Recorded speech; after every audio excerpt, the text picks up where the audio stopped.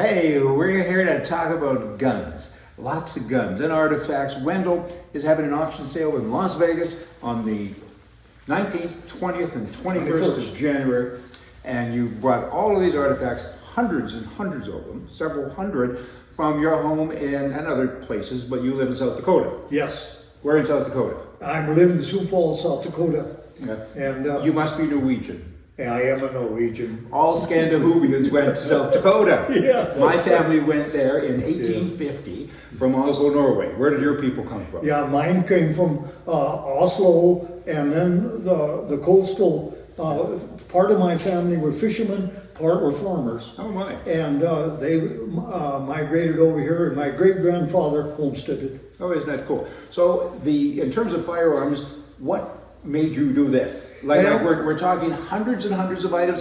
Go to the website and look. I mean, it's absolutely amazing and fantastic with regards to what you've done. I mean, you just don't go out and collect hundreds of guns in a minute. Like, this has taken you a long time. How long? So it's been 60 years. It started in 1966. There was a great flood up on the Cheyenne River Reservation, and they washed out all the bridges up there. So I went up there to replace all the bridges, and then I got involved with a gentleman whose name was David Bald Eagle. David was a descendant of Sitting Bull, and that's how I really got. And this is in South Dakota. This is on the reservation up there. Okay. That's right. Yeah. So you got involved with him in what way? He got you interested, or he gave you a gun, or what? You know, what happened is that one of my men didn't come to work one morning. His name was Frank. And so I didn't think too much of it. So I'm locking up the shack that evening, and a little pickup drives up, and a little Native American jumps out of the pickup and says, "I got to talk to the boss." I said, "You're talking to him." Well, I said, "What do you need?" He said, "Frank did not come to work today." I said, "I noticed that. Don't fire him. He's my neighbor's son. He helped me all night put my horses back in the corral." And he said, "Can you do that for me?" I said, "Yeah." The next morning, here comes Frank. He just goes right to work. He doesn't even want to talk to me. So that evening, he comes over to me and he says, "Wendell," he said, he didn't say Wendell, he said, Boss, being you didn't fire me, you're invited to my neighbor's for supper tonight." So I went to David Bald Eagle's home that evening and met his wife, Rosie. And so we got to be great friends. And of course, he would sit on the porch and tell me the stories of Sitting Bull. Yeah. And so from that, and that was how many years ago? That was in 1966. So you got interested in 66 and then started collecting and buying guns and different things. Right, just right there. So tell me, on most of the guns that you've consigned, they're white man guns in that they've been manufactured, but they're Indian owners now. That's right. And they have a lot of language on there. What's that language? What is that? That language is an ancient language called Togia. Togia. There are 775 symbols. And there's a small dictionary that was given to me by another Native American by the name of Benjamin Black Elk.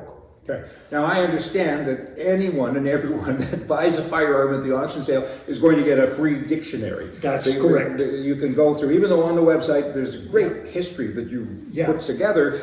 It certainly talks about that and says this means this, but they're going to have a dictionary to really add to the value of it. That's exactly right. Now, to explain that, the reason why I've never published that dictionary is because we were concerned that maybe people would start to fake the marks on the Native American guns. Okay. So, but every person that purchased one of the weapons, because that's how we determine who it belongs to. Okay, got it. Now, in terms of the white man, I always found it interesting watching television shows at nighttime, and the soldiers all had their rifles stacked up, and in the morning I used to think, are you going to get the right gun? You now have shown me that they mark the guns. And even Custer, everyone, they actually put their names on the firearms. That's right, exactly. And they did that for good reason, because people watching movies couldn't figure it out. And Custer's gun is marked. Yes. Why is Custer's gun Custer's gun? The one you have, how do you know it's an original gun? Because almost all of the pieces have a history around them. Yes. Because some of his things were transferred from Elizabeth, or transferred them from Fort Abraham Lincoln Who's to Elizabeth? Monroe, Michigan. Elizabeth? Bacon Custer. Okay, his Yeah, wife. Got it. his wife, And and her middle name, or her maiden name was Bacon. Okay. And so she took all of what he had left, anything that he did not lose at the Battle of Little Bighorn, Yeah. she moved to Monroe, Michigan. Okay, so all of these guns and artifacts, not just guns, they've been authenticated in that you've not only written the history, you've gone out and spoken to everybody in the history that has the history. You've Yes, spoken right. to all of the Indians and Native Americans and many white people as well. That's and right, you've got all the various things down, and that's pretty cool. And it's more than cool. How many? Like in this auction, we probably have 500, maybe 600 items. Maybe more than that. We're working towards 1,000. We're always adding, so we don't know what we have. That takes a lot of space. Over the years, your wife must have been mad at you all the time. Where are these guns? Where did you keep them? Well, see, we ran into a problem many years ago. A good friend of mine, the government came in, was going to take them away. So I kind of diversified my collection, and I scattered it all over so that no one could get at it at all. They were going to take it away for what reason? For repatriation. Okay, so we're past all of that. The laws have all been Yeah. sort of straightened Yeah, out. so that's all changed. So that had a short impact on your collecting. Otherwise, you would have had more. But when I go back to your wife, it makes me kind of smile because I can see you walking into the house with more rifles and more handguns, putting them down on the kitchen table and say, "I'm home, dear." Well, you were at my home, I was at and your I home. opened up the safe, and they were just clear full, weren't they? Guns everywhere. But they're authenticated, and that's what I like, with all this Yeah. history and everything. So you've been doing this for 60 years, and now you've decided not to do it. Why? Now, it's coming to the point in time that I don't want to lose the history. How old are you? I'll be 84. Yeah. And what I want It's just time. is that the history stays with each one of the artifacts. Why wouldn't a museum have bought all of them? Well, it was too large. Yeah. It They ended look up at it. being too big for everyone to jump on. And so I'm gonna have to sell it off individually. Yeah. And so but then the history will be with that piece forever. And No, I get it. I get it. I think you've done a fantastic job. And all of you people that are watching, do come to the auction. I mean, online, in person. I mean, it's just great. You're going to be there. yeah, I'll be there, and I'll answer any question that anyone has.